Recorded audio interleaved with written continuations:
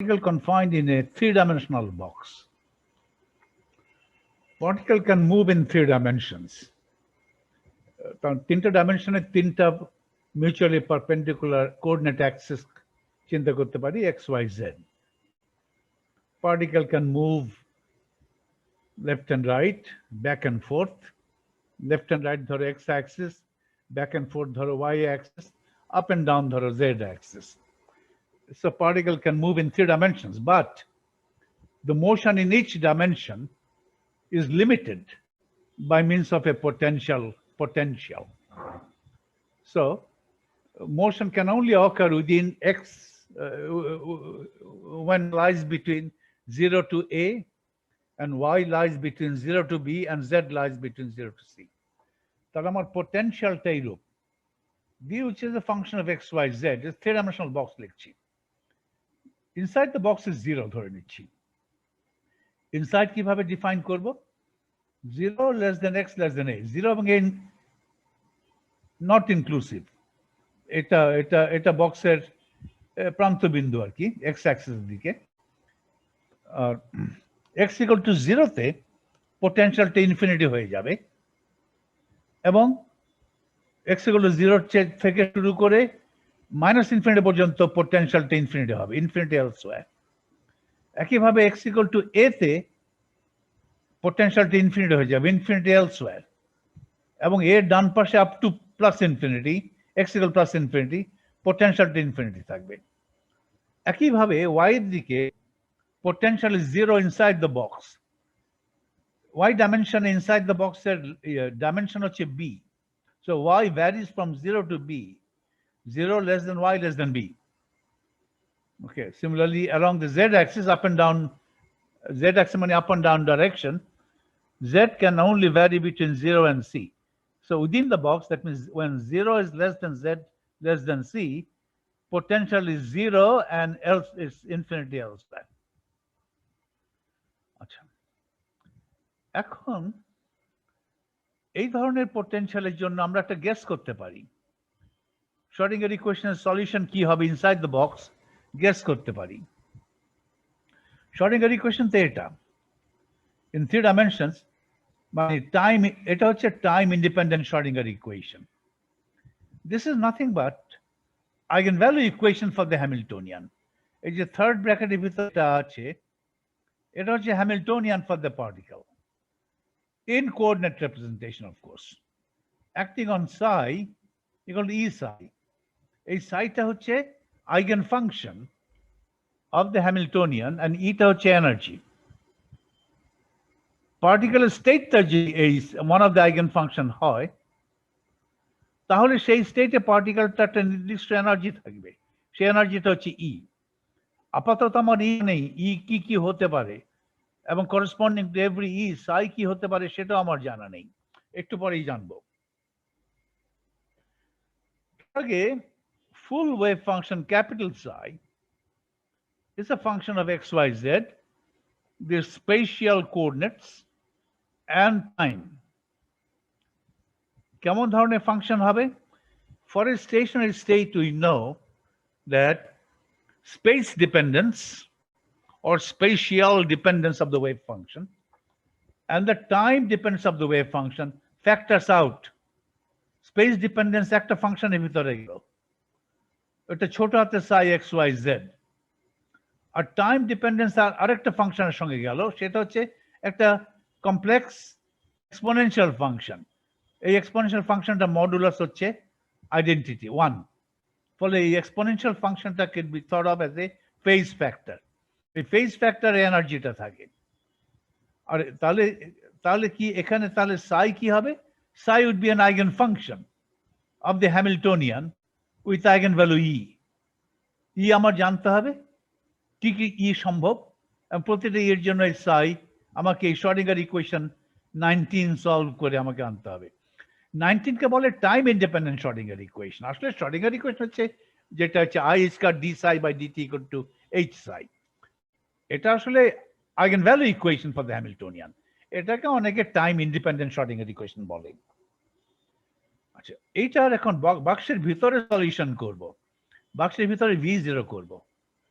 তাহলে আমার থাকবে minus h cut square by 2m, এই ব্র্যাকেটের ভিতরে যে অপারেটর সেই অপারেটর থাকবে partial d2 by dx square plus এটা একটা differential operator second order partial d2 by dy square plus d2 by dz square acting on psi must give me psi, কারণ বক্সের ভিতরে v0, বক্সের ভিতরে psiটা এই শ্রোডিঙ্গার ইকুয়েশন স্যাটিসফাই করবে with v equal to 0। শুধু শ্রোডিঙ্গার ইকুয়েশন স্যাটিসফাই করলেই চলবে না, বাউন্ডারি কন্ডিশন স্যাটিসফাই করতে হবে, দুটো একসঙ্গে করতে হবে।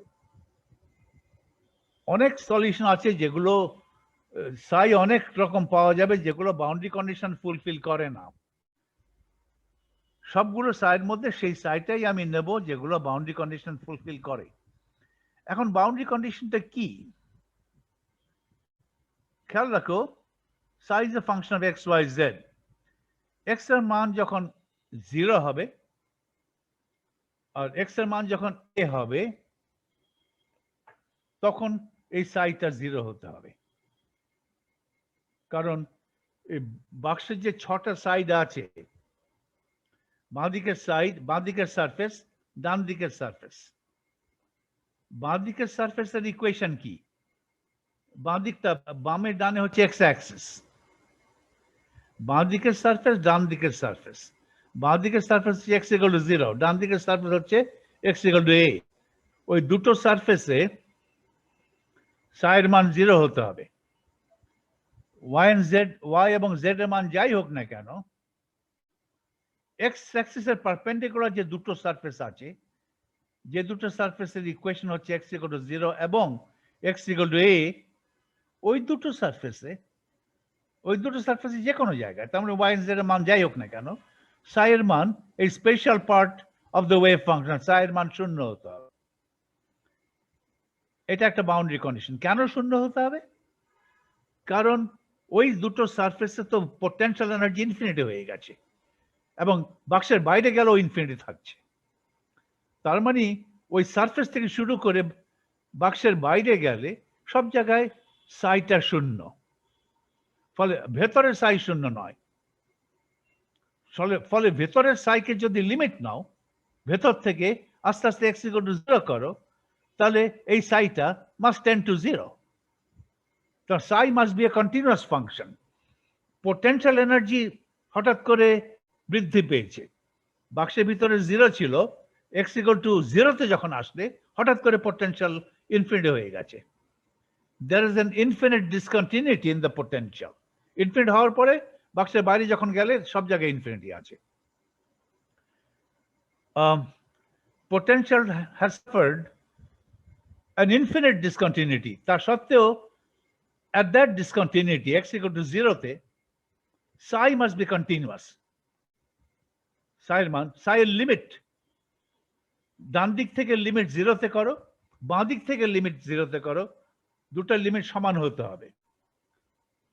ওকে, তার মানে বাঁ দিক থেকে আসলে তো সব জায়গায় 0, ডান দিক থেকে আসলেও 0 হতে হবে, ডান দিকে 0 না except at x equal to 0, ডান দিকের লিমিট এই psi x y z এই ফাংশনটার limit as x tends to 0,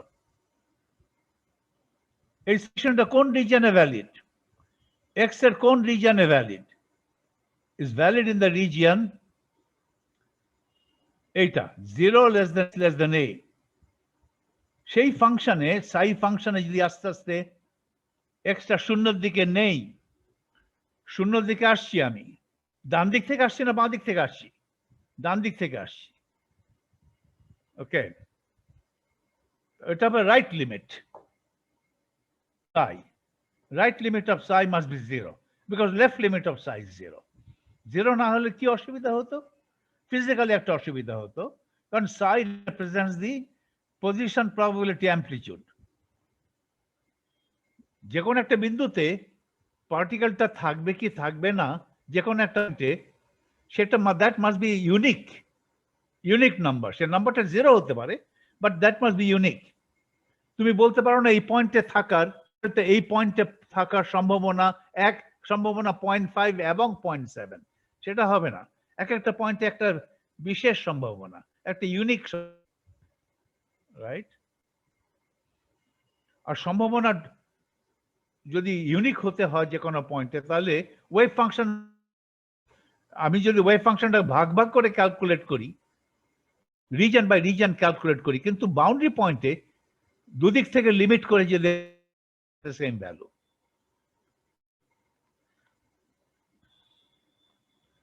এই ক্ষেত্রে আমার x লেস দেন 0 থেকে আস্তে আস্তে x = 0 তে এসেছি। ওয়েভ ফাংশনের লিমিট কত? আমার কোনো ক্যালকুলেশন, লিমিট 0। ওয়েভ ফাংশনের লেফট লিমিট at x = 0 0, কোনো ক্যালকুলেশন ছাড়াই বলছি। কেন? এবং তার বাঁয়ে আপ টু x = -ইনফিনিটি, আমার সব জায়গায় তো পটেনশিয়াল 0। শুধু বাঁ দিক থেকে লিমিট 0 0 0 করে করে আপ টু x = 0 আমার 0, লেফট লিমিট ইজ 0। কেন বাঁয়ে 0? x = কেন 0? কারণ ওই জায়গায় v ইনফিনিটি হলে psi মাস্ট বি 0। কারণ শর্ডিঙ্গার ইকুয়েশন যে সমস্ত পয়েন্টে v ইনফিনিটি, সেই জায়গায় psi 0 না হলে v psi দুটো মাল্টিপ্লাই করলে ইনফিনিটি হয়ে যাবে, তাহলে হয়ে যাবে। ফলে সেই জায়গায় psi 0 হতে হবে, এমন ভাবে 0 হবে যে v গুণ psi করলে যাতে 0 হয়। সলিউশন করার দরকার হয় না, আমি এমনি জানি 0 হবে। তাহলে ওই ওয়েভ ফাংশনটা লেফট লিমিট করে যদি আমি বাঁ দিক থেকে লিমিট করে যদি 0-তে আনি হচ্ছে, আর ডান দিক থেকে লিমিট করে যদি ভেতর দিকে, ডান দিকটা মানে বক্সের ভেতর থেকে, 0 ডান দিক মানে বক্সের ভেতরে আছে, ডান দিকে কিন্তু এর বাঁ দিকে এর চাইতে কম, ডান মানে বেশি, বাঁ মানে কম। ওকে, এই ওয়েভ ফাংশনটার লেফট রাইট লিমিট যদি করি with respect to x, right limit করে যদি ওয়েভ ফাংশন মাস্ট বি 0। একইভাবে এই ভেতরের ওয়েভ ফাংশনটা লেফট লিমিট যদি নেই at x = a, x = a আছে না, x বক্সের ভেতরে তো x এর চাইতে ছোট, আস্তে আস্তে x বাড়াতে বাড়াতে x টেন্ডস টু, কেমন ধরনের লিমিট নিলাম? লেফট লিমিট না রাইট লিমিট নিলাম? লেফট লিমিট নিলাম। সেই লেফট লিমিট 0 হতে হবে।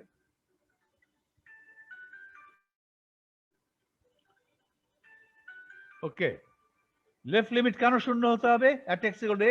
Because right limit 0। এর ডান পাশে সব জায়গায় পোটেনশিয়াল ইনফিনিটি, তার মানে ওয়েভ ফাংশন 0। ফলে অবশ্যই x = a তে রাইট লিমিট 0 হবে, লেফট লিমিটও 0 হবে। ভেতরে যে সলিউশন করে ওয়েভ ফাংশনটা পাবো, এমন ভাবে ওয়েভ ফাংশনটা লিখতে হবে যাতে করে সেই ওয়েভ ফাংশনটা লেফট লিমিট 0 হয়। তো এই দুটো এক্স এর সাপেক্ষে দুটো বাউন্ডারি কন্ডিশন আছে। এই special wave function must be 0, এটা তো ভেতরের ওয়েভ ফাংশন, বক্সের ভেতরে, তাহলে it must be 0 when x is 0 and x = a। আবার এই ওয়েভ ফাংশনটা must be 0 when y = 0 and y = b। এই wave function must be 0 when z = 0 and z = c। Boundary condition satisfy করতে হবে, 2 for each dimension x y z। তাহলে এটা নিয়ে আসি। এখন সলিউশন তো ওয়ান ডাইমেনশনাল সলিউশন আছে, সেই সলিউশনটা মাথায় রেখে আমি সলিউশনটা গেস করতে পারি। ওয়ান ডাইমেনশনাল সলিউশন কি ছিল? ওয়ান ডাইমেনশনাল সলিউশন ছিল এইরূপ, এক্স অ্যাক্সিস দিয়ে মুভ করতে পারতো, তখন সলিউশন ছিল সাম নরমালাইজেশন কনস্ট্যান্ট, সেটা দেখা যাবে sin kn x, আর kn হচ্ছে n pi by a, n pi x by a, sin n pi x by a, one dimensional কেসে এটা সাইন ছিল। আর n এর মান কি? n এর মান 1 2 3। এইভাবে লিখলে এই ফাংশনটা 0 হবে, 0, এই ফাংশনটা আবার 0 হবে যখন x = a, নিশ্চিতভাবে 0 হবে। আর মাঝখানে 0 নাও হতে পারে, ডিপেন্ড করে kn এর মান অনেক বেশি না কম। ওকে, মাঝখানে 0 হতে পারে নাও হতে পারে, কিন্তু 2 x = 0 তে এবং x = a তে সব সময় 0। এই kn এর মান যাই নাও না কেন, এই n এর মান যাই নাও না কেন, এর মান 100 নাও 2000 নাও, দুটো প্রান্ত বিন্দুতে সাইয়ের মান 0।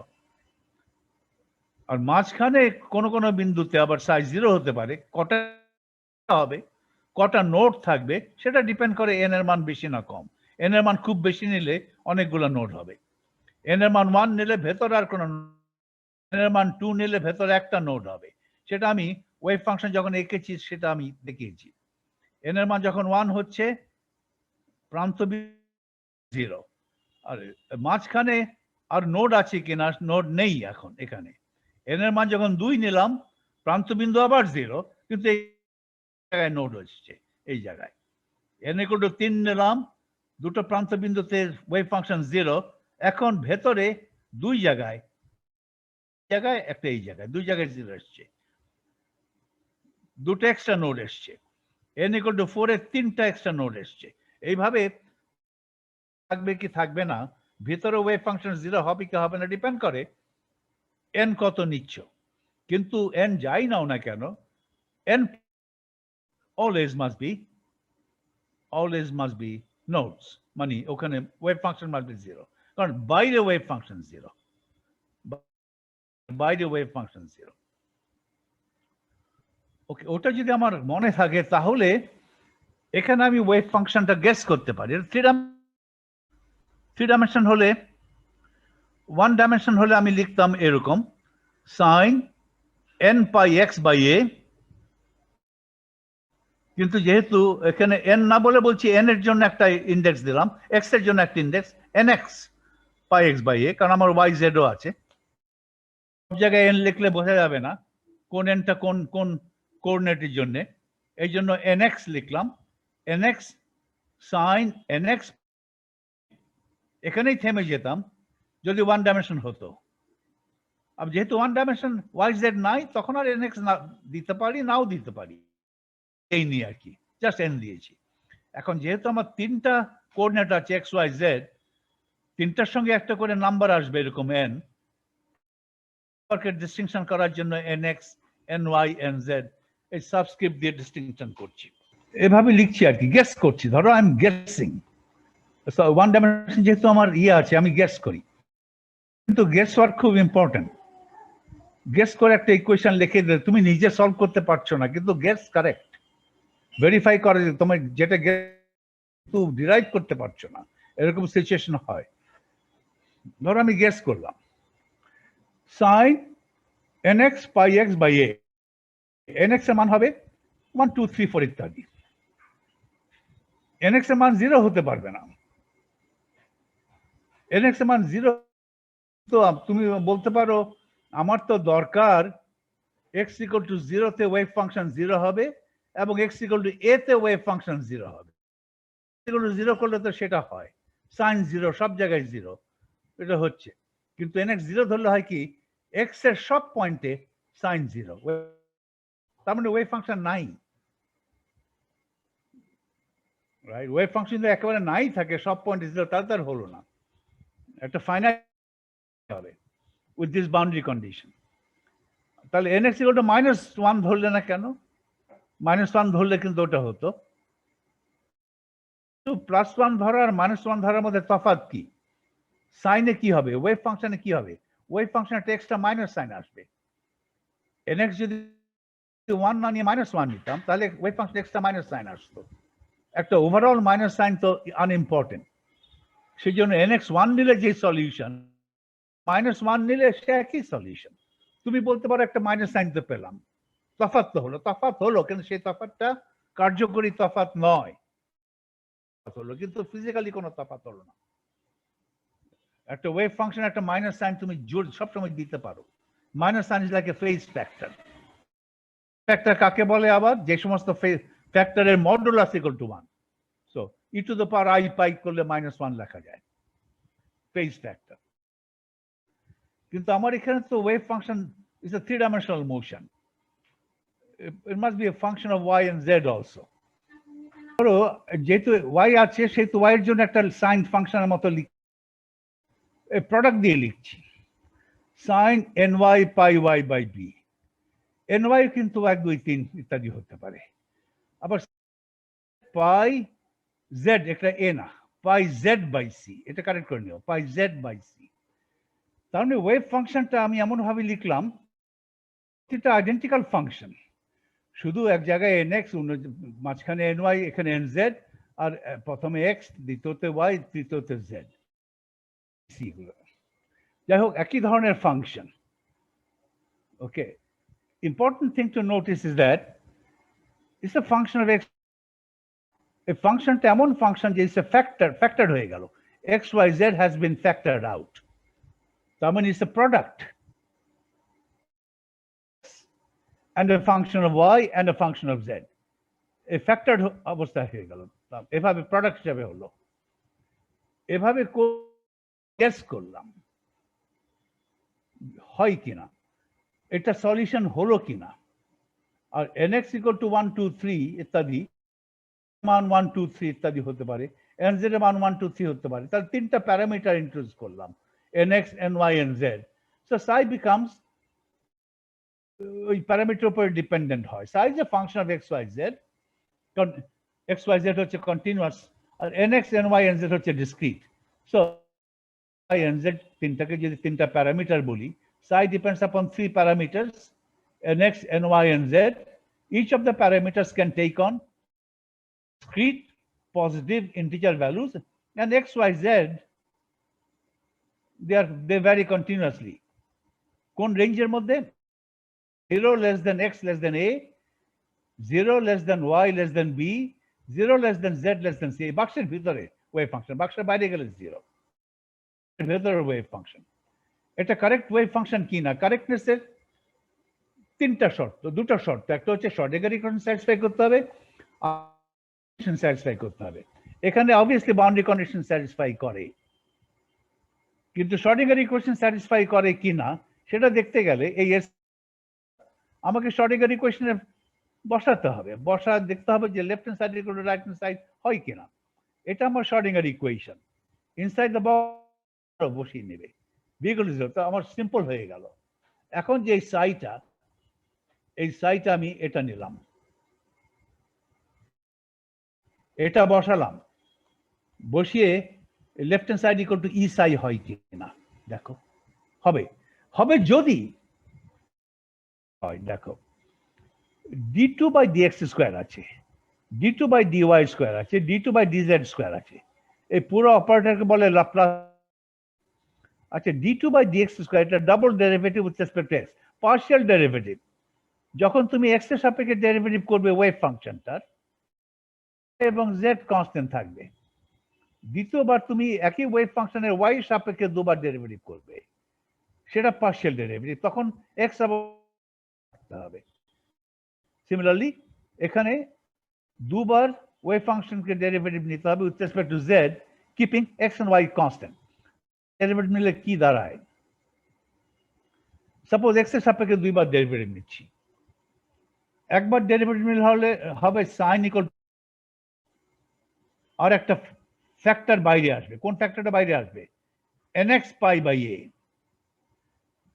আর দ্বিতীয়বার ডেরিভেটিভ কস হয়ে যাবে মাইনাস সাইন, এটাই বেশি ফেরত আসবে উইথ দ্য মাইনাস সাইন। আর আরেকটা factor nx pi by a দ্বিতীয়বার ফ্যাক্টর হবে, সব মিলে বাইরে nx square pi square by a square, আর একটা মাইনাস সাইন। এই মাইনাস সাইনকে অ্যাবজর্ব করবে। তাহলে এটা হলো nx squared pi squared by a square, এটা দ্বারা nx squared pi square by a square. এখান থেকে দাঁড়াবে প্লাস সাইন উঠে যাবে,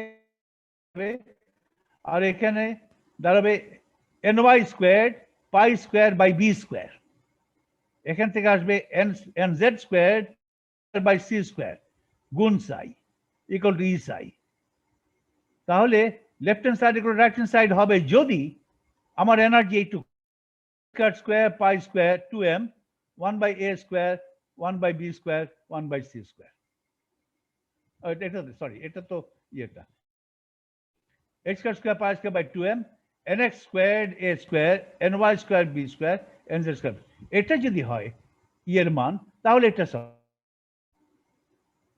তাহলে একই সঙ্গে কিন্তু এর সম্ভাব্য মান কি হবে ডিসক্রিট হবে আমি পেয়ে গেলাম এর সম্ভাব্য মান কি হবে এবং প্রতি ওয়েভ ফাংশন কি হবে সেটা আমি দেখতে পেলাম পেয়ে গেলাম আমার আইগেনভ্যালু ইকুয়েশন সলভ হয়ে গেল একই ইকুয়েশন থেকে বাউন্ডারি কন্ডিশন আরোপ করার পরে সম্ভাব্য ই কি হতে পারে আইগেন ভ্যালুস গুলো কি হতে পারে এবং প্রতিটা আইগেন ভ্যালুর জন্য ওয়েভ ফাংশন কি হতে পারে সেটা আমরা সলভ করে ফেললাম এটা হলো এখন কথা হলো এইভাবে সলিউশন সব যে solution, three-dimensional solution function of x, y, z, and solution comes out to be a product of a function of x times a function of z.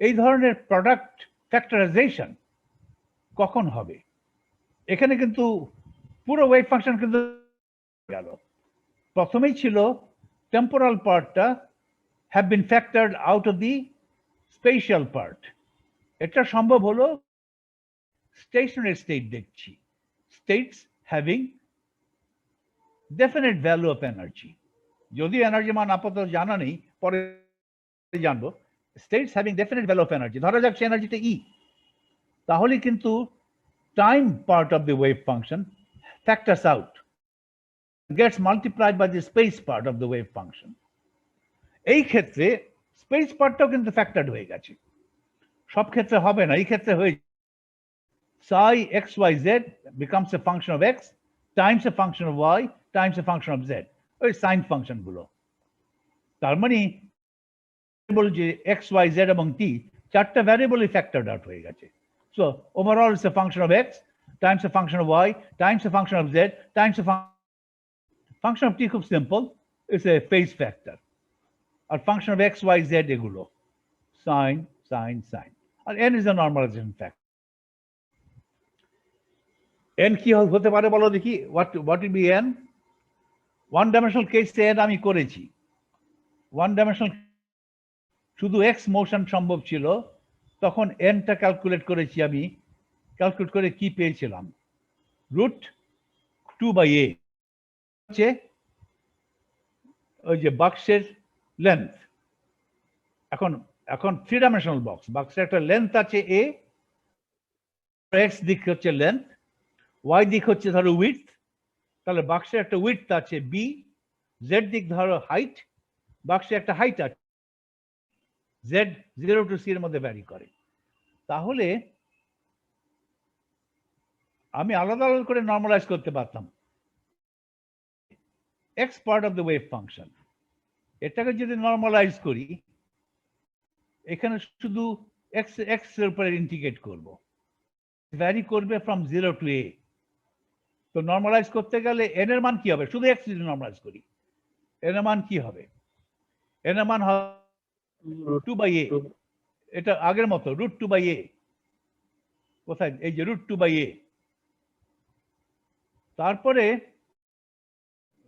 y পার্টটা নরমালাইজ করো এখন ইন্টিগ্রেট করো উইথ রেসপেক্ট টু y এগুলো constant এগুলো না দেখলেও চলবে y vary করবে ফ্রম 0 to b এটাকে নরমালাইজ করলে কি হবে রুট 2/b এটাকে নরমালাইজ করলে কি হবে রুট 2/c এটা তো না রুট 2/c তাহলে nটা কি হবে রুট 2/a গুণ রুট 2/a গুণ রুট 2/a তাহলে root 8 root 2 cubed divide by abc হচ্ছে volume of the box okay তাহলে এটা হবে নরমাল কিন্তু তুমি চাইলে এটা লিখতে পারতে n হবে এই ক্ষেত্রে root 2 cubed divided by abc আচ্ছা এখন আমি যেটা প্রশ্ন করেছি এই ওয়েভ ফাংশনটা কেন ফ্যাক্টর করলো কথা হচ্ছে হ্যামিল্টন এখানে আমি বলতে চাই আমার তো হচ্ছে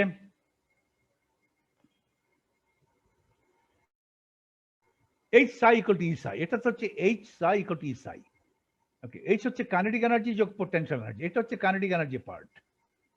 kinetic minus h square square by 2m plus m plus potential energy. তাহলে h psi equal to E psi, এই ইকুয়েশনটা আমাকে আইগেনভ্যালু ইকুয়েশন। আমি আমার ইয়েতে যাই, এইচ সাই এটা আমি eigenvalue equation in the most general form. এখন কোঅর্ডিনেট রিপ্রেজেন্টেশনে যাব।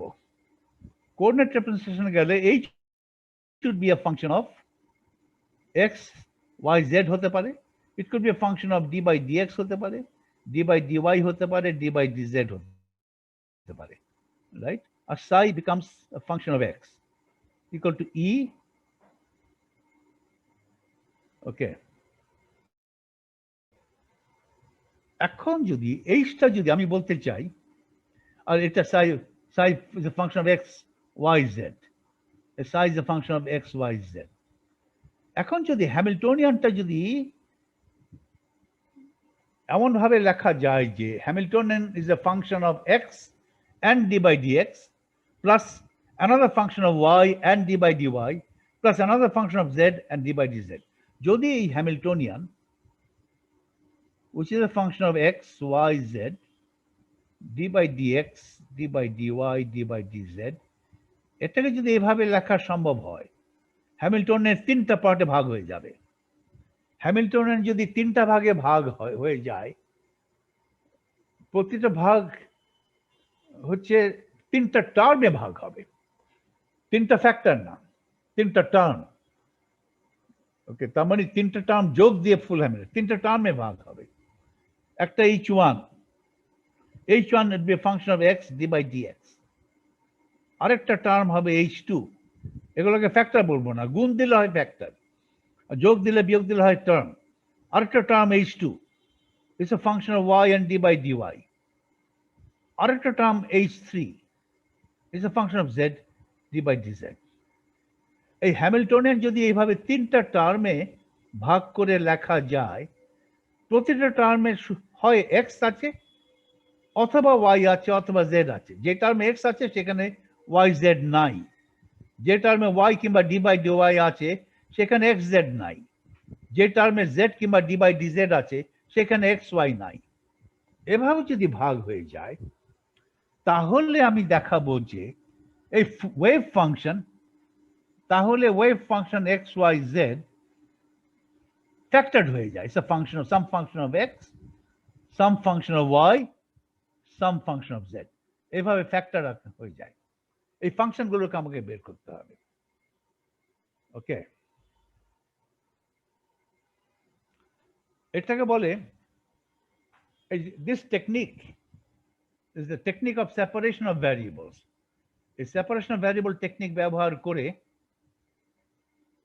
তুমি একটা পার্শিয়াল ডিফারেনশিয়াল ইকুয়েশন সলভ করছো। এইচ সাই ইকুয়াল টু ই সাই, এটা কিন্তু একটা পার্শিয়াল ডিফারেনশিয়াল ইকুয়েশন, এটা সলভ করতে হবে, যত সিম্পল হোক না কেন, that's a partial differential equation. One of the techniques of solving partial differential equation is by the separation of variables। এই ভ্যারিয়েবলস গুলো এখানে হ্যামিল্টনিয়ানের ভ্যারিয়েবলস গুলো সেপারেট হয়ে যায়। Hamiltonian divides into three terms. Each term only has the variable x and px, d by dx হচ্ছে px এর operator। First term has x and px, first term has x px, second term has y and py, third term has z and pz। তাহলে wave ফাংশনটা factor as a product factor হয়ে যায়। প্রথম টার্মে x, প্রথম function x, দ্বিতীয় function y, তৃতীয় function z, এটা হয় কিনা একটা ইলাস্ট্রেট করছি। আচ্ছা, এখন তাহলে আমি আমার শ্রোডিঙ্গার ইকুয়েশন, এই ক্ষেত্রে আমার শ্রোডিঙ্গার ইকুয়েশনে ফিরে যাচ্ছি। আমার শ্রোডিঙ্গার ইকুয়েশন হচ্ছে এইরকম, minus h square square by 2m d2 by dx squared partial plus d2 by dy squared plus partial d2 by dz squared acting on psi x y z equal to e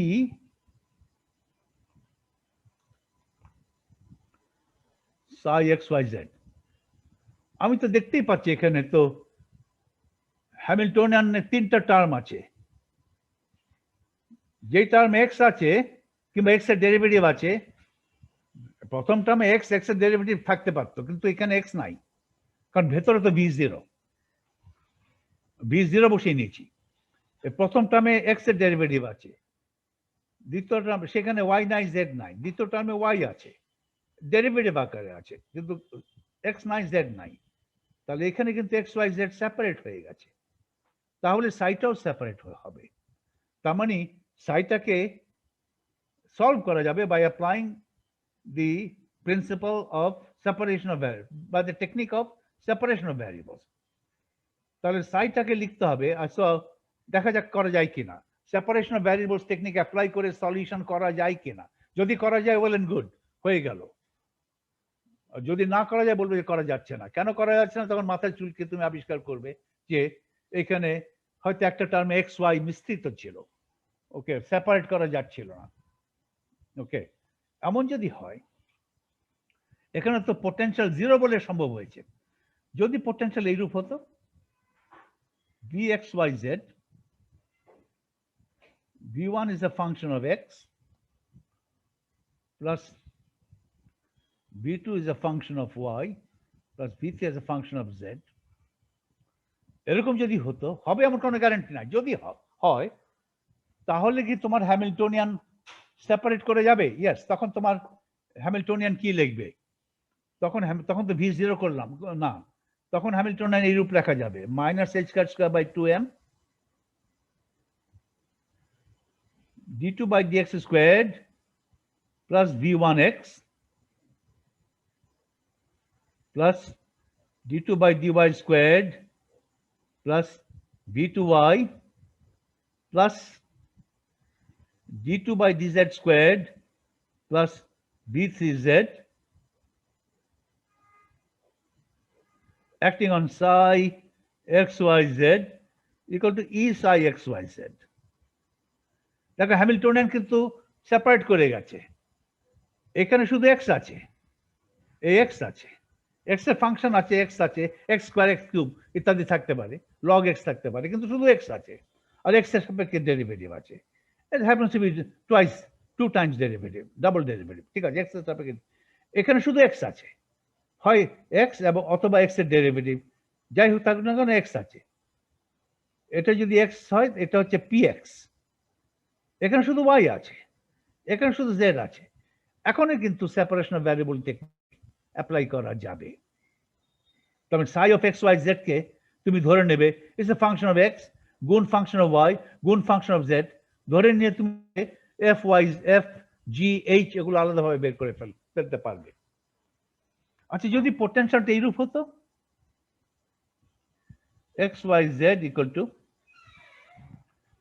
v1 এর আগের মতো তা আছেই, আগেরগুলো তা আছেই, v1x plus v2x plus v2y plus v3z plus xyz। এখন এই টার্মে সব প্রবলেম করছে। v1x তো তুমি d2 by dx স্কোয়ারের সঙ্গে ফেললে, v2y টা এখানে গেল, v3 এটার সঙ্গে গেল, xyz কোনটার সঙ্গে যাবে? এখানে তো xyz একসঙ্গে আছে, এখানে তো আলাদা করে লেখা যাচ্ছে না, ফ্যাক্টর অবস্থায় আছে, কিন্তু আমি ফ্যাক্টর চাই না, আমি সাম আকারে চাই অথবা সাবট্রাকশন আকারে চাই, ওরকম তো নাই xyz। তাহলে এই xyz টার্মটা কোথার সঙ্গে যাবে? এটার সঙ্গে যাবে না ওটার সঙ্গে যাবে? তিনটার সঙ্গেই তো যায়।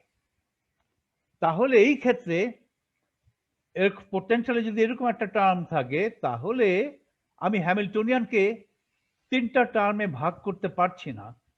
এমন ভাবে ভাগ হবে যে তিনটা টার্মের একটা টার্মে শুধু এক্স আছে, আরেকটা টার্মে শুধু জেড ওয়াই আছে, আর টার্মে জেড, এইভাবে ভাগ করা যাচ্ছে না। তিনটা টার্মে ইচ্ছা মতো আমি অনেকভাবে ভাগ করে ফেলতে পারি, কিন্তু ভাগটা করতে হবে প্রথম টার্মে শুধু এক্স থাকবে কিংবা এক্স এর ডেরিভেটিভ, দ্বিতীয় টার্মে ওয়াই কিংবা ওয়াই এর ডেরিভেটিভ, তৃতীয় টার্মে জেড কিংবা জেড এর ডেরিভেটিভ। ওইভাবে ভাগ করা যাচ্ছে না। তিনটা টার্মে আমি ভাগ করতেই পারবো। এই টার্ম এক্স ওয়াই জেডটাকে আমি এটার সঙ্গে দিয়ে দিলাম, ধরো এটার সঙ্গে দিয়ে তিনটা টার্ম করলাম, প্রথম টার্মে এক্স আছে এবং ওয়াই আছে জেডও আছে, দ্বিতীয় টার্মে ওয়াই আছে এক্স ওয়াই এক্স জেড নাই, তৃতীয় টার্মে শুধু জেড আছে। তিনটা টার্মে আমি ভাগ করতেই পারি, কিন্তু এমন ভাবে ভাগ হতে হবে যে প্রতিটা টার্মে শুধু একটা করে কোঅর্ডিনেট ভ্যারিয়েবল আছে, এক্স কিংবা ওয়াই কিংবা জেড, অথবা তাদের সাপেক্ষে ডেরিভেটিভ। সেভাবে ভাগ করা যাচ্ছে না এই ক্ষেত্রে। তাহলে এই সাইটাকে ওইভাবে প্রোডাক্ট করে লেখা যাবে না। সাই এর x y z dependence factored হবে না। এই সাইকে as a function of x গুণ এ ফাংশন অফ ওয়াই গুণ আরেকটা ফাংশন অফ জেড ওইভাবে লেখা যাবে না। তার মানে সাইড সলিউশনের জন্য সেপারেশন অফ ভ্যারিয়েবল টেকনিক ব্যবহার করা যাবে না। আর আমার তো এখানে খুব সিম্পল, v0 হলে তো আর ভি নিয়ে কোনো ঝামেলাই করতে হবে না। আর শুধু কাইনেটিক এনার্জি অপারেটর আছে, হ্যামিল্টনিয়ানে শুধু আমার কাইনেটিক এনার্জি অপারেটর আছে, তাই তো? কোথায় আছে, কোথায় লিখেছি? কাইনেটিক এনার্জি অপারেটর আছে এইখানে। তাহলে এটা একটা টার্ম, এটা একটা টার্ম, এটা একটা টার্ম। এখানে শুধু এক্স আছে, ওখানে শুধু ওয়াই আছে, ওখানে শুধু জেড আছে। আমার ভি নিয়ে কোনো ঝামেলাই নাই। হ্যামিল্টনিয়ানকে তিনটা ভাগে ভাগ করা গেল, তিনটা টার্মে ভাগ করা গেল, যে টার্মে এক একটা মাত্র একটা করে কোঅর্ডিনেট ভ্যারিয়েবল আছে। হয় কোঅর্ডিনেট ভ্যারিয়েবল অথবা সেই কোঅর্ডিনেট ভ্যারিয়েবল সাপেক্ষে ডেরিভেটিভ থাকতে পারে। এখানে শুধু ডেরিভেটিভ আছে এক্স ওয়াই জেড। এই ক্ষেত্রে সাইকে ফ্যাক্টর করে লেখা যাবে এবং ওই আলাদা করে function of x function of y function of z বের করে প্রোডাক্ট করে সাই দেখা যাবে। করা যায় কিনা দেখি না। ওকে, আমি যদি এটা নাও জানতাম, আমি separation of variable technique blindly apply করব। ব্লাইন্ডলি অ্যাপ্লাই করে যদি আমি শেষ পর্যন্ত পার পেয়ে যাই, সলিউশনটা পেয়ে যাই, খুব খুশি হয়ে যাব, যাক হলো। আর যদি শেষ পর্যন্ত সলিউশনটা না হয়, তাহলে বলবো যে হয়তো এই টেকনিকটা এই ক্ষেত্রে অ্যাপ্লিকেবল নয়। তখন আমি এখানে ফিরে এসে হয়তো আবিষ্কার করব যে একটা টার্মে দুটো কোঅর্ডিনেট ভ্যারিয়েবল হয়ে গেছে, ফলে অবশ্যই সেপারেশন ভ্যারিয়েবল টেকনিক অ্যাপ্লাই করা যাচ্ছে না। আচ্ছা, এখন আমি এটাকে সেপারেশন ভ্যারিয়েবল টেকনিক ব্যবহার করে এই কোয়েশ্চেনটাকে সলভ করতে যাচ্ছি। আচ্ছা, এত ফর্মালি করছি, অসুবিধা নাই। লোকে এগুলো এত সোজা যে লোকে এত ফর্মালি করে না, দেখেই ইকুয়েশন দেখেই সলিউশনটা লিখে দেয়, আমরা যেমন করেছি। সে করাটা কিন্তু এক পর্যায়ে তোমাদের করতে করতে করতে করতে এমন ফ্যামিলিয়ার হয়ে যাবে যে তোমরাও করতে পারবে, ইকুয়েশন দেখে সলিউশন লিখে দেবে। বা ইন্সপেকশন, এটাকে বলে solution by inspection. That's a valid method, by inspection. এটা আমি আগের নেক্সট পাতায় লিখে এটা সলিউশন করছি, ফর্মালি সলিউশন করব by applying separation of variable technique. দেখা যায় কি হয়। ওই ইকুয়েশনটা আবার লিখছি আমি, minus h cut square by 2m। আমার এখানে কলমটা প্রবলেম করছে, ব্লু কালি দিয়ে লিখি, minus h cut square by 2m। Blue কালি দেখা যায় তো না, প্রবলেম হয়। d2 by dx square plus, দেখা যাচ্ছে d2 by dy square plus d2 by dz square. এটা হচ্ছে কাইনেটিক এনার্জি অপারেটর, কিন্তু potential energy operator নাই, acting on the wave function, special part of the wave function is a function of x, y, z equal to energy times psi x, y, z. It's an eigenvalue equation for the Hamiltonian inside the box. This equation is valid inside the box. আচ্ছা, এখন আমি বলি let psi x, y apply separation of variable technique. টেকনিকের প্রথমেই বলতে হবে let psi wave function যেটা আমি চাচ্ছি be of this form, some function of x, একটা আননোন ফাংশন, কিন্তু আমি বের করে ফেলবো কি function, function of x some function of y গুণ সাম ফাংশন অফ জেড। আপাতত ফাংশনগুলো ভিন্ন ভিন্ন লিখলাম, পরে এক ধরনের সাইন ফাংশন যদি এসে যায়, সব একই ফাংশন আসতে পারে। একই ফাংশন কিন্তু আর্গুমেন্ট ভিন্ন ভিন্ন হতে হবে। এভাবে করলাম। এখন আমাকে এটা বের করতে হবে, এফ অফ এক্স কি, জি অফ ওয়াই কি, এইচ অফ জেড কি। এটা করার জন্য এটা এখানে পুট করো, এটা ইকুয়েশন অ্যাসিউম ফর্ম, ইকুয়েশন 1 এ অ্যাপ্লাই করো। ওকে, আমি এগুলো ইয়ে করছি। Minus h cut square by 2m আচ্ছা আমি লিখি না, d2 by dx squared plus d2 by dy squared plus d2 by dz squared, এই psi of x y z এর assumed ফর্মটা বসিয়ে দিই, f of x গুণ some function of y, g of y গুণ some other function of z equal to e psi e times f of x g of y h of z. ডান দিকে আর কিছু করতে হবে না, কারণ just is just multiplication, is a number, unknown number but is a number. এখানে কিছু operation করতে হবে। d2 by dx স্কয়ার শুধু অপারেট করবে f এর উপরে, g এবং h আলাদা থাকবে। তাহলে করো, এই টার্মটা আলাদা করে লেখো, this term this minus h cut square by 2m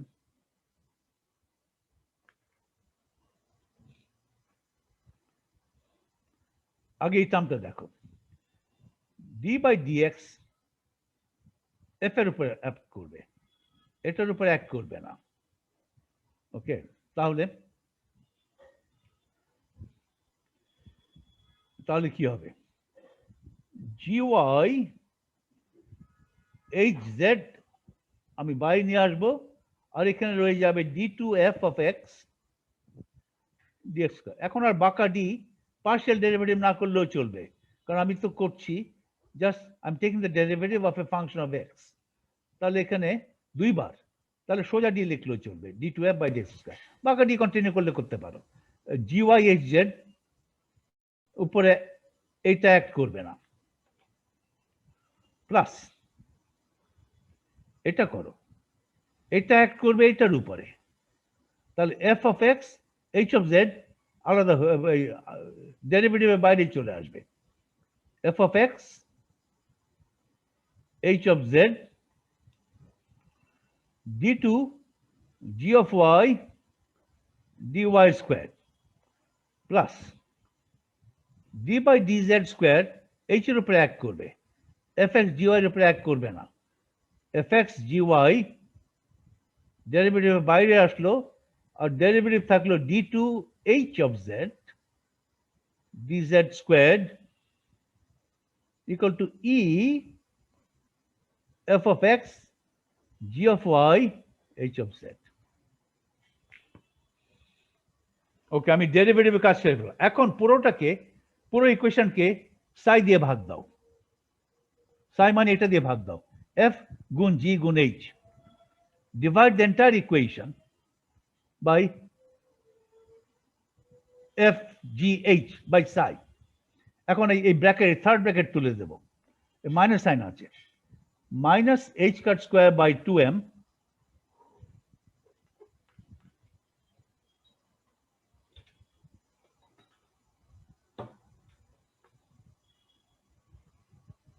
okay. এখন সাই দিয়ে ভাগ দাও, তার মানে এফ জি এইচ দিয়ে ভাগ দাও। এখানে যখন ভাগ দিবে, ভাগ f g h, g h কাটাকাটি যাবে, নিচে একটা এফ থাকবে, তাহলে 1 by f of x d2 f of x dx square.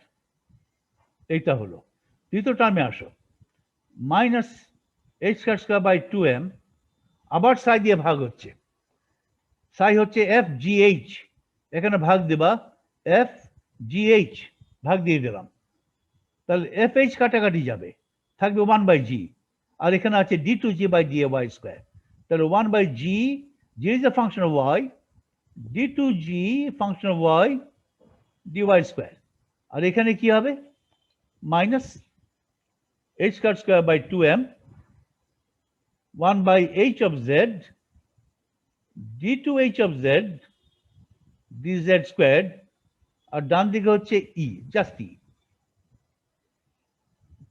কারণ দেখো এখানে fx gy hz এটা কেটে গেল, ডান থাকলো ই। খেয়াল রাখো আমার ইটা কিন্তু positive, eta equal to positive. কেন পজিটিভ? এটা নেগেটিভ হতে পারে না, ওটা আনসার্টেনিটি প্রিন্সিপাল থেকে আমি পাবো, এটা নেগেটিভ হতে পারবে না, কারণ বাক্সের ভিতরে পোটেনশিয়াল জিরো, এনার্জিটা জিরোর চাইতে কম হতে পারবে না, জিরোর চাইতে বেশি হতে হবে। ওকে, ওকে, এনার্জি নেগেটিভ হতে পারবে না, কারণ এনার্জি নেগেটিভ হয় পোটেনশিয়াল এনার্জির কারণে, কারণ কাইনেটিক এনার্জি সবসময় পজিটিভ। তা বাক্সের ভিতরে একটা পার্টিকেল ঘোরাফেরা করছে, তার তো potential energy zero, kinetic energy কিছু থাকবে সেটা পজিটিভ, সুতরাং টোটাল এনার্জি পজিটিভ হতে হবে, টোটাল এনার্জি নেগেটিভ হবে না। পোটেনশিয়াল এনার্জি যদি নেগেটিভ ধরতাম, বাক্সের ভিতরে পোটেনশিয়াল এনার্জি নেগেটিভ আর কাইনেটিক এনার্জি পজিটিভ, হয়তো পজিটিভ নেগেটিভ চাইতে কম, উভয়টা মিলে, দুটো মিলে নেগেটিভ, তখন নেগেটিভ এনার্জি পাওয়া সম্ভব ছিল। এই ক্ষেত্রে তো নেগেটিভ এনার্জি হতেই পারে না, ভেতরে পোটেনশিয়াল এনার্জি জিরো, পোটেনশিয়ালের সঙ্গে কাইনেটিক যোগ দিয়ে টোটাল এনার্জি করে, কাইনেটিক কখনো নেগেটিভ হয় না, কাইনেটিক মিনিমাম জিরো হতে পারে কিংবা পজিটিভ হবে, কারণ টোটাল এনার্জি তাহলে আমার জিরো হতে পারবে, পজিটিভ হতে পারবে, কিন্তু কখনো নেগেটিভ হবে না। তাহলে ই জিরো আর পজিটিভ, কিন্তু জিরো তো হবে না। আনসারটি প্রিন্সিপাল বলছে এনার্জি জিরো হবে না। এনার্জি জিরো হলে কেন হবে? এটা আনসারটি প্রিন্সিপালের সঙ্গে সাংঘর্ষিক কেন হবে? বাক্সের ভিতরে পার্টিকেলটা আছে, ওটা এনার্জি নেগেটিভ নয়, জিরো কেন নয়? জিরো হলে আনসারটি প্রিন্সিপালের সঙ্গে সাংঘর্ষিক হবে। কেন? জিরো হওয়া মানে পার্টিকেলটা চুপচাপ এক জায়গায় বসে আছে, কাইনেটিক এনার্জি নেই, পোটেনশিয়াল এনার্জি তো জিরো আছে, কাইনেটিক এনার্জি জিরো হতে হবে, দুটো মিলে জিরো। একটা একটা একটা সীমিত জায়গার মধ্যে, অল্প জায়গার মধ্যে একটা পার্টিকেলকে যদি আমি আবদ্ধ করে রাখি, কখনো আমার কাইনেটিক এনার্জি জিরো করা যাবে না, পার্টিকেলটা মুভ করবেই। কারণ মুভ যদি না করতো, পার্টিকেলটা ওই সীমিত জায়গায় এর মধ্যে এক জায়গায় পার্টিকেলটা বসে আছে, তা আমি তো দেখবো, জেনে নিতাম, তাহলে তো কি হতো, এক জায়গায় যদি পার্টিকেলটা বসে থাকে, ওই পার্টিকেলটার পজিশন তো নিশ্চিত। একটা পার্টিকেলের ফ্রি পার্টিকেলের পজিশন তো কখনো নিশ্চিত করে বলা যায় না, একটা আনসার্টেনিটি সবসময় থেকে যায়, ডেল্টা এক্স, ওকে, আনসার্ট থেকে যায়। কিন্তু একটা পার্টিকেলের এনার্জি জিরো হয়, চুপচাপ বসে থাকে, ওই পার্টিকেলটার পজিশন আনসার্টেনিটি জিরো, ওটাই তো সাংঘর্ষিক হলো আনসার্টেনিটি প্রিন্সিপালের সঙ্গে। আর আসলে পার্টিকেলটা মুভ করবে, চুপচাপ বসে থাকতে পারবে না, মুভ করলে একটা পজিশন, একটা আনসার্টেনিটি হবে। আনসার্টেনিটি পজিশনে কি হবে? Delta x uncertainty of the order of a হবে, ডেল্টা ওয়াই এর uncertainty of the order of b হবে, ডেল্টা জেড এর uncertainty of the order of c হবে, সি কিংবা তার চেয়ে একটু সামান্য কম হতেও পারে, 1/√2c হয়তো হলো, কিছু একটা হবে। ওকে, ফলে আনসার্টেনিটি যদি থাকে, পার্টিকেলটার মোমেন্টাম কখনো শূন্য হবে না, গতকাল দেখিয়েছি ওয়ান ডাইমেনশন কেসে। ফলে পার্টিকেলটার একটা কাইনেটিক এনার্জি থাকতেই হবে, একটা মিনিমাম কাইনেটিক এনার্জি থাকতেই হবে। এক্স এর, ওয়াই এর, জেড এর যদি একটা আনসার্টেনিটি থাকে, তাহলে momentum p x, p y, p z, ওটার একটা আনসার্টেনিটি থাকবে। কত আনসার্টেনিটি হবে, সেই আনসার্টেনিটির একটা পরিমাপ তুমি ওই uncertainty principle delta x delta p greater than half h bar থেকে পেয়ে যাবে। তাহলে পার্টিকেলটার কাইনেটিক এনার্জি একটা মিনিমাম মান থাকতে হবে, কাইনেটিক এনার্জি জিরো হতে পারে না। ইনফ্যাক্ট কাইনেটিক এনার্জি একটা মিনিমাম মান আমি ক্যালকুলেট করতে পারবো, কাইনেটিক এনার্জি সেই মিনিমাম মানের চাইতে বেশি হতে হবে, যেটা গত ক্লাসে করেছি ফর ওয়ান ডাইমেনশনাল কেস। ফলে আমার টোটাল এনার্জি পজিটিভ হয়ে যাবে। ওকে, ফলে দেখো এখানে আমি যেটা বলতে চাই, আমি যেটা পেলাম এখন, এই ইকুয়েশনে পেলাম, এটা খুব ইম্পর্টেন্ট ইকুয়েশন, খেয়াল রাখো, ই পজিটিভ, ওকে,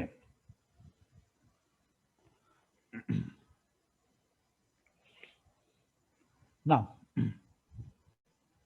এবং ই একটা constant, left hand side must be constant and positive.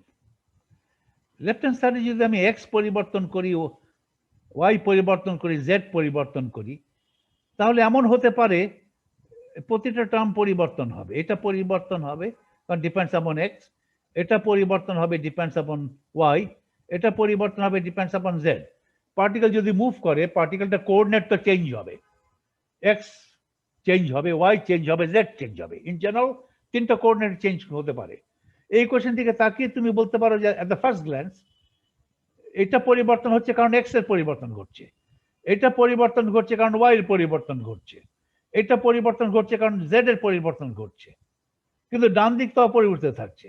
তাহলে বাঁ দিক এবং ডান দিক সমান কিভাবে হবে যদি সব মিলে এটা অপরিবর্তিত থেকে যায়? এক্স ওয়াই জেড পরিবর্তন হচ্ছে ঠিকই, কিন্তু বাঁ দিকটা অপরিবর্তিত থাকছে। এটা করতেই হবে, নয়তো left hand side equal two right hand side সমান করা যাবে না। For this equation to be correct, left hand side must be a constant, cannot change as the particle moves. Particle move করে particle coordinate x y z পরিবর্তিত হবে, আর এগুলো হচ্ছে function of x দেখা যাচ্ছে, এটা ফাংশন অফ y। ফাংশনের কথাই হচ্ছে এই ফাংশনটা পরিবর্তন হয়, ফাংশনের আর্গুমেন্ট পরিবর্তন করলে ফাংশনটা পরিবর্তন হয়, unless the function is constant. Normally একটা ফাংশন যদি থাকে, ফাংশনের আর্গুমেন্ট পরিবর্তন করলে ফাংশনটার পরিবর্তন ঘটে। তাহলে ফাংশনটার পরিবর্তন যদি ঘটে, আমি নর্মালি এক্সপেক্ট করবো যে এটার পরিবর্তন ঘটবে এক্স এর পরিবর্তন ঘটালে, এটার পরিবর্তন ঘটবে ওয়াই এর পরিবর্তন ঘটাবে, এটার পরিবর্তন ঘটবে, সব মিলে অপরিবর্তিত থাকতে হবে। এখন তুমি চিন্তা করো সব মিলে অপরিবর্তিত থাকতে হবে, তাহলে এমন হতে পারে যে ইন্ডিভিজুয়াল এই টার্মস গুলো, লেফট সাইডে তিনটা টার্ম আছে, ইন্ডিভিজুয়াল এই টার্ম গুলো পরিবর্তন হচ্ছে, কিন্তু সব মিলে পরিবর্তন হচ্ছে না। একটার পরিবর্তন আরেকটা পরিবর্তনকে ক্যান্সেল করে সব মিলে লেফট হ্যান্ড সাইডের পরিবর্তনটা হচ্ছে না, সব মিলে লেফট হ্যান্ড সাইড কনস্ট্যান্ট আছে। এভাবে চিন্তা করতে পারে, কিন্তু সেই চিন্তাটা ভুল হবে। কেন? কারণ আমি পার্টিকেলটা এমন ভাবে মুভ করতে পারে যে পার্টিকেলের শুধু এক্স অ্যাক্সিস বরাবর মুভ করছে, সেটাও তো অ্যালাউড। পার্টিকেল শুধু এক্স অ্যাক্সিস দিকে মুভ করছে, সেই ক্ষেত্রে পার্টিকেলের ওয়াই এবং জেড ফিক্সড, ওয়াই এবং জেড পরিবর্তন হচ্ছে না, এটা পরিবর্তন হচ্ছে না, এটা কনস্ট্যান্ট। এটা কনস্ট্যান্ট তার কারণ ওয়াই কনস্ট্যান্ট, ওয়াই কনস্ট্যান্ট হলে এটা কনস্ট্যান্ট, জেড কনস্ট্যান্ট হলে এটা কনস্ট্যান্ট। কারণ জেড পরিবর্তন হচ্ছে না। কেন পরিবর্তন হচ্ছে না? কারণ পার্টিকেলের শুধু এক্স অ্যাক্সিস বরাবর মুভ করছে, পার্টিকেলের শুধু এক্স কোঅর্ডিনেট চেঞ্জ হচ্ছে। তাহলে বলতে পারো এটা তাহলে চেঞ্জ হবে, এটা চেঞ্জ হলে তো মিলছে না, left hand side right hand side মিলছে না। এখন এই ক্ষেত্রে তো এটার পরিবর্তন বাকি দুটার পরিবর্তনের সঙ্গে কাটাকাটি করে পরিবর্তনটা শূন্য করতে পারছি না, কারণ বাকি দুটো তো কনস্ট্যান্ট আছেই। তাহলে এটার পরিবর্তন হতে পারবে না। এফ অফ এক্স এমন একটা ফাংশন হবে যাতে করে এই পুরো জিনিসটা কনস্ট্যান্ট থাকে, এক্স এর পরিবর্তন ঘটলে ওই পুরো জিনিসটা কনস্ট্যান্ট হতে হবে, কারণ রাইট হ্যান্ড সাইড কনস্ট্যান্ট। আর যেহেতু পার্টিকেলটা শুধু এক্স অ্যাক্সিস বরাবর মুভ করছে, দ্বিতীয় টার্ম তৃতীয় টার্ম তো অবশ্যই কনস্ট্যান্ট, কারণ ওখানে ওয়াই এর পরিবর্তন নাই, জেড এর পরিবর্তন নাই। আমি তাহলে বলতে চাই যদি শুধু এক্স এর পরিবর্তন ঘটাই তাহলে নর্মালি এটা পরিবর্তিত হয়, কিন্তু আমার যে স্পেশাল এফ থাকবে সেই স্পেশাল এফ এর জন্য এটার পরিবর্তন হবে না, তাহলে left hand side equal two right hand side করা যাবে। একইভাবে তুমি যদি চিন্তা করো যে পার্টিকেলের শুধু ওয়াই অ্যাক্সিস বরাবর মুভ করছে, এই ক্ষেত্রে এক্স কনস্ট্যান্ট জেড কনস্ট্যান্ট, তাহলে এটা অটোমেটিকলি কনস্ট্যান্ট, এটাও কনস্ট্যান্ট, শুধু ওয়াই পরিবর্তন হচ্ছে। কিন্তু ওয়াই পরিবর্তন হওয়ার সত্ত্বেও এটার পরিবর্তন হচ্ছে না, কারণ এটা ইকুয়াল টু, কারণ right hand side constant, left hand side constant করতে হবে।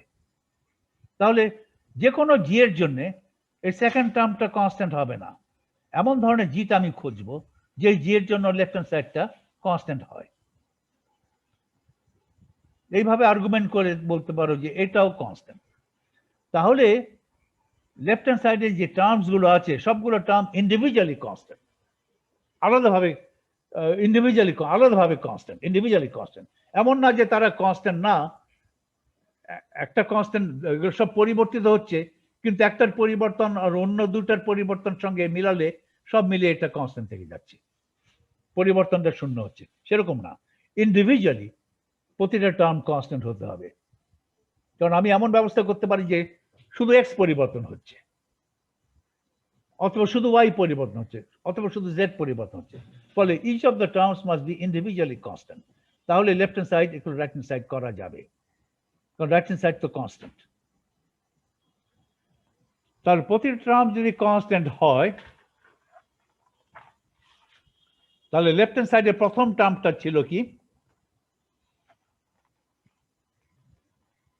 minus h cut square by 2m, এটা আমি আবার লিখছি f of x d2f of x dx squared, এটা প্রথম টার্ম ছিল, দ্বিতীয়টা আবার সেই ইকুয়েশন লিখছি, minus h cut square by 2m 1 over g of y d2 g of y dy squared minus h cut square by 2m, তারপর কি 1 over h of z d2 h of z dz squared equal to e. Left hand সাইডে তিনটা term, প্রতিটা টার্মই constant এবং প্রতিটা term ধরো positive, কারণ ই is positive. তাহলে এটা ধরো, এটা বললাম ধরো lambda x is constant, এইটা ধরলাম ধরো lambda y, ওটা কনস্ট্যান্ট। তৃতীয় টার্মটা ধরলাম lambda z, ওটা কনস্ট্যান্ট। তাহলে ই দাঁড়ালো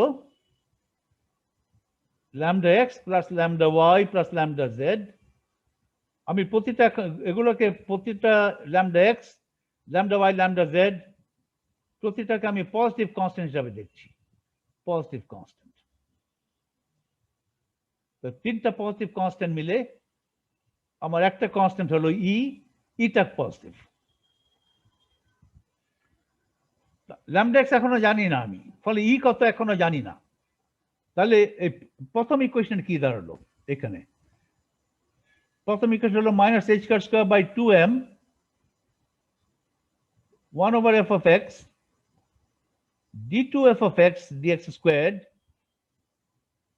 is equal to lambda x. এটা ফার্স্ট ইকুয়েশন। সেকেন্ড ইকুয়েশন কি? minus h cut square by 2m 1 over g of y d2 g of y by dy squared, এটা আরেকটা পজিটিভ কনস্ট্যান্ট lambda y। তৃতীয় ইকুয়েশনটা কি? minus h cut square by 2m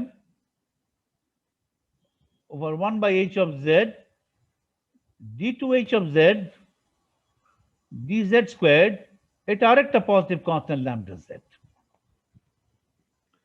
এখন এক একটা equation ধরো, একটা ইকুয়েশন সলভ করতে পারলে বাকি দুটো সলভ করতে পারবে। দেখো ইকুয়েশনগুলোর স্ট্রাকচার সেম। একটা ইকুয়েশন সলভ করতে পারলে বাকি দুটো বাই অ্যানালজি দেখেই সলভ করা যাবে। এটাকে একটু রিরাইট করো। এটাকে যদি রিরাইট করি এই ইকুয়েশন দাঁড়ায় d2f of x dx squared, এটা এই জিনিসটা ডান দিকে নিয়ে যাও, তাহলে minus 2m lambda x by h cut squared f of x।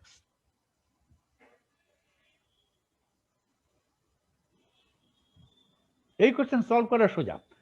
তার আগে আমার লেখা বাঁচানোর জন্য আমি আরেকটা কোয়ান্টিটি ডিফাইন করে নিই, আরেকটা কনস্ট্যান্ট ডিফাইন করি।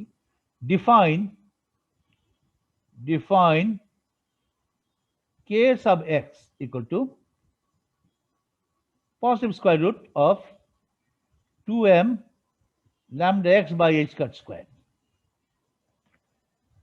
এটা যদি ডিফাইন করি f এর ইকুয়েশনটা দাঁড়ায় d2f of x dx squared equal to minus kx squared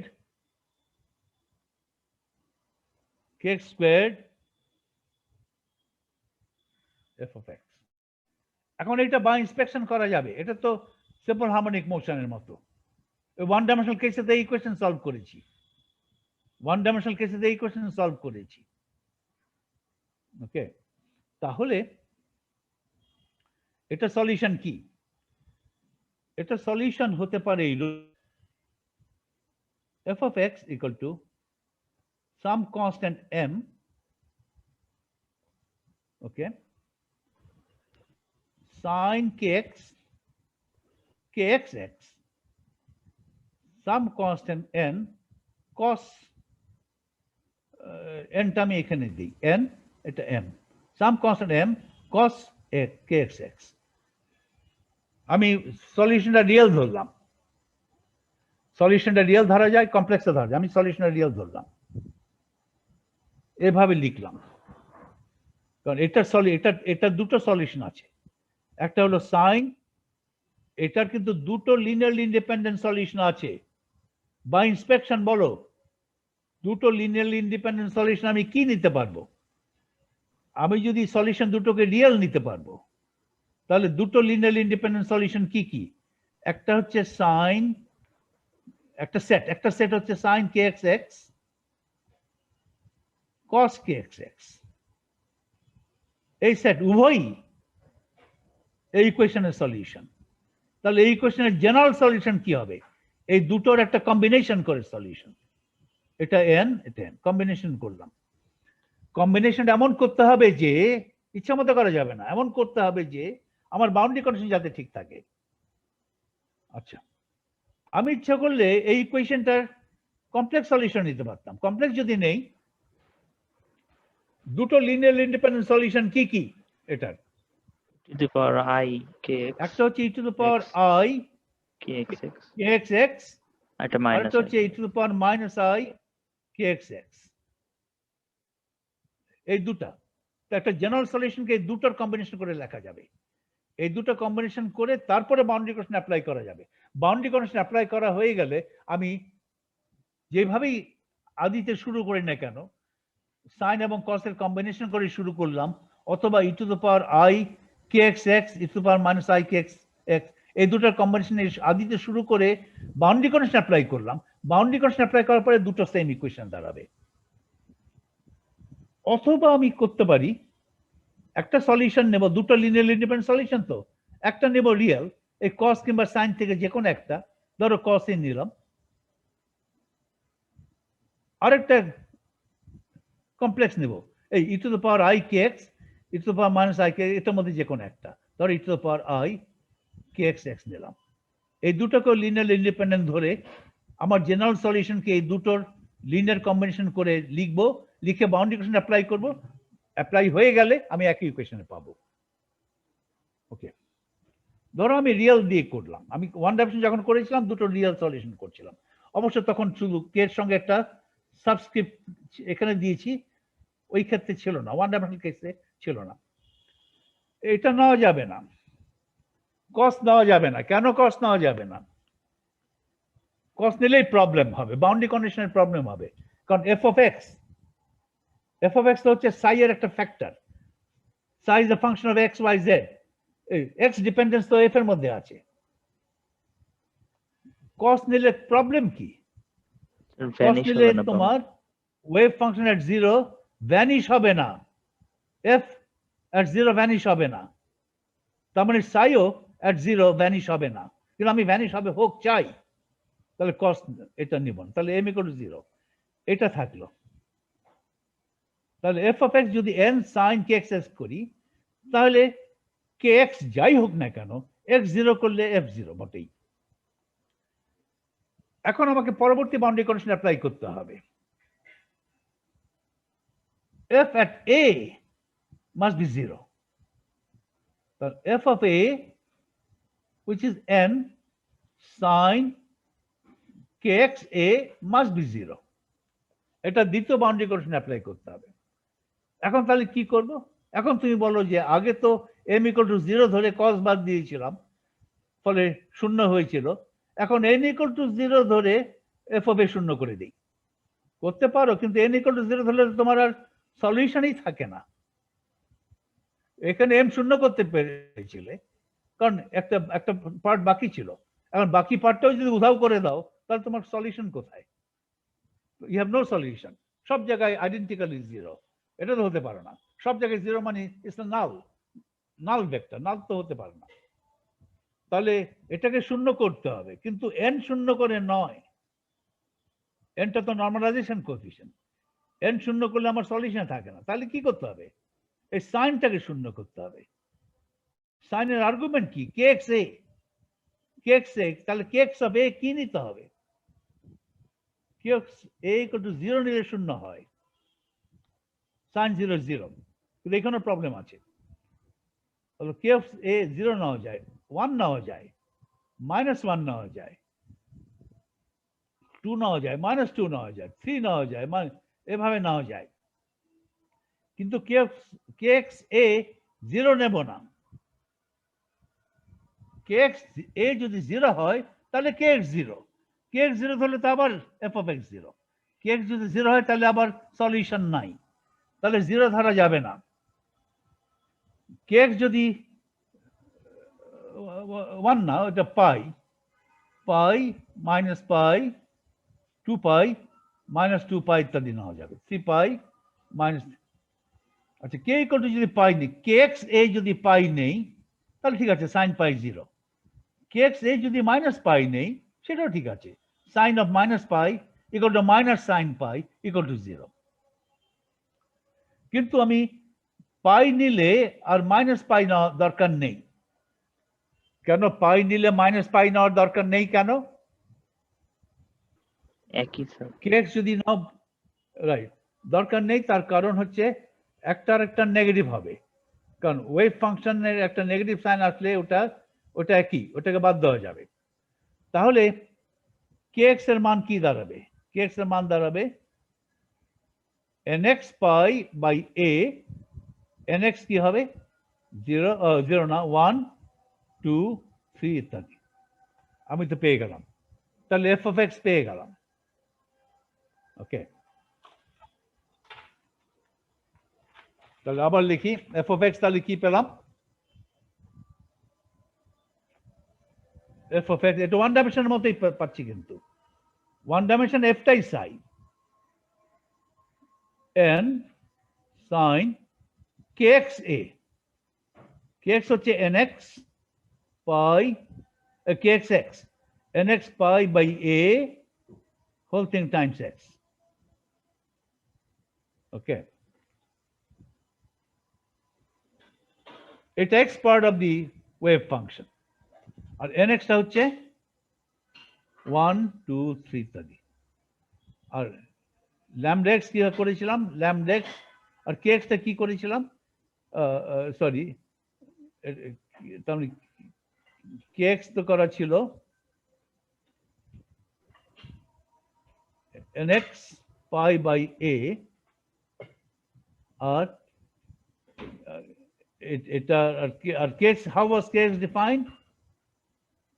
2m lambda x by h cut squared, এটাই কে এক্স করা ছিল, তাই তো?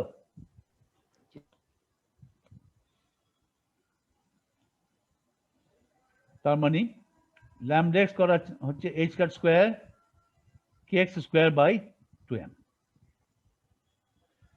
ওকে, এনটাকে তুমি নর্মালাইজ করে ফেলতে পারো। নর্মালাইজ করলে এটা দাঁড়ায়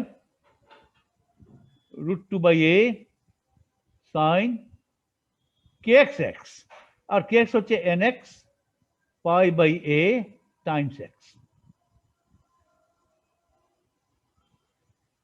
ওকে,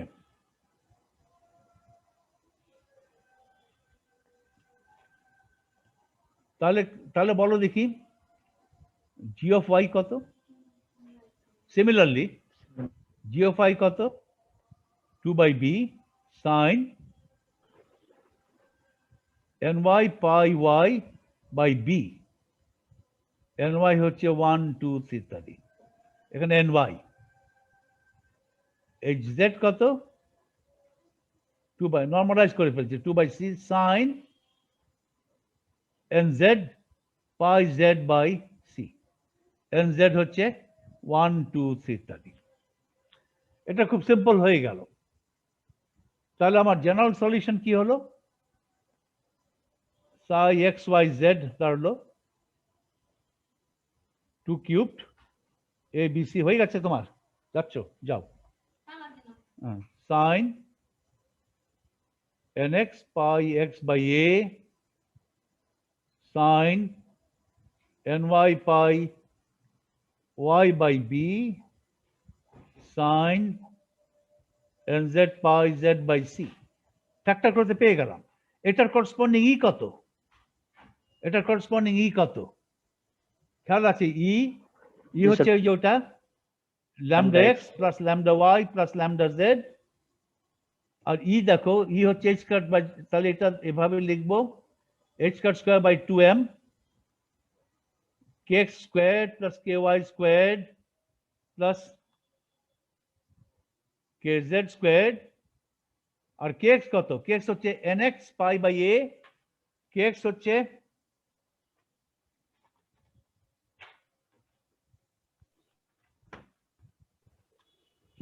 কত?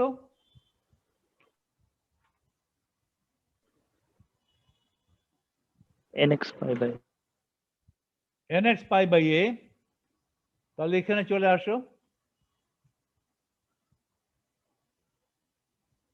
h square by 2m, kx হচ্ছে k square nx squared pi squared by a squared, ky কত? ny pi by b, ny squared pi squared by b squared, kz কত? nz pi squared by c squared, pi স্কয়ারটা common নাও, pi square common নিলে কি পাবে? Pi squared h square by 2m nx squared by a squared plus ny squared by b squared and z squared by c squared. So E depends upon the three parameters nx, ny, and z. E depends upon nx, ny, and z.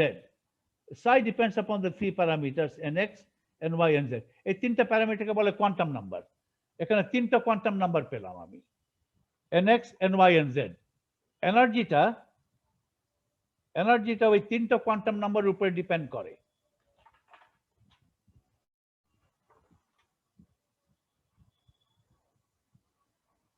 এনার্জিটা ওই তিনটা quantum নাম্বারের উপর depend করে, nx, ny, and z, এই formula অনুযায়ী। Wave function তিনটা quantum নাম্বারের উপর ডিপেন্ড করে এই ফর্মুলা অনুযায়ী। আর nx, ny, and z এর সম্ভাব্য মান কি কি হতে পারে? 1 2 3, nx, ny, and z তিনটা কোয়ান্টাম নাম্বারেই can take on values equal to positive integers. Negative integer আমি বাদ দেব, কারণ নেগেটিভ ইন্টিজার নাও আর পজিটিভ ইন্টিজার নাও একই কথা। এটা এনার্জিতে কোনো তফাৎ করে না, ওয়েভ ফাংশনে কোনো তফাৎ করে না। ম্যাথমেটিক্যালি ওয়েভ ফাংশন একটা মাইনাস সাইন যুক্ত করে, কিন্তু মাইনাস সাইন রাখা না রাখা ফিজিক্যালি একই জিনিস। তো আমি তো হয়ে গেল, তাহলে তো আমি তো সলিউশন করে ফেলতে পারলাম by applying separation of variable technique. এত করার দরকার নেই, এগুলো তো আমার জানা আছে, একবার করলে আমার প্র্যাকটিস হয়ে যায়, তখন আমি আই ক্যান সিম্পলি গেস। যেমন এখানে আমরা গেস করেছি, আর এনটা কত গেস করেছি।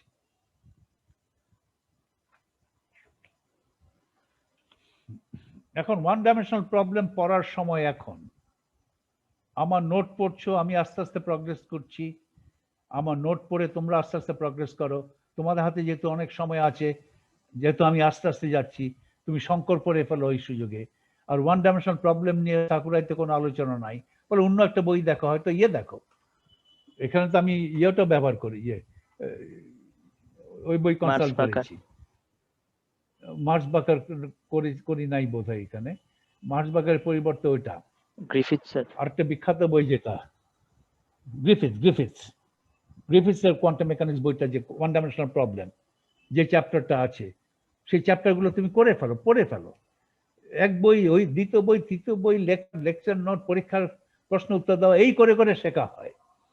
একবার শিখে একবার এনকাউন্টার করে শেখা হয় না, 5-6 বার 7 বার এনকাউন্টার করতে হয়। 5-6 বার 7 বার এমনিতে হয়ে যায়। আমি 2-3-4 বার 100 বার বলি। 1 নম্বর ক্লাসে থাকলে এগুলো 3-4 বার 100 বার তোমার শোনা হয়ে যায় কথাটা। তুমি নিজে এই বই সেই বই পড়বে, আমার নোট পড়বে, আমার নোট 4-5 বার পড়বে, একটা বই 4-5 বার পড়বে, তুমি নিজে পড়বে, তার একই কনসেপ্ট বারবার তোমার মনের সামনে, তোমার চোখের সামনে আসবে, তখন তুমি এটা ফ্যামিলিয়ার হয়ে যাবে, তখন তোমার মনে গেঁথে যাবে। আদারওয়াইজ এগুলো হবে না। একবার পড়েই তুমি মনে রাখতে পারবে না, কোনো কিছু একবারে মনে রাখা যায় না। ওকে,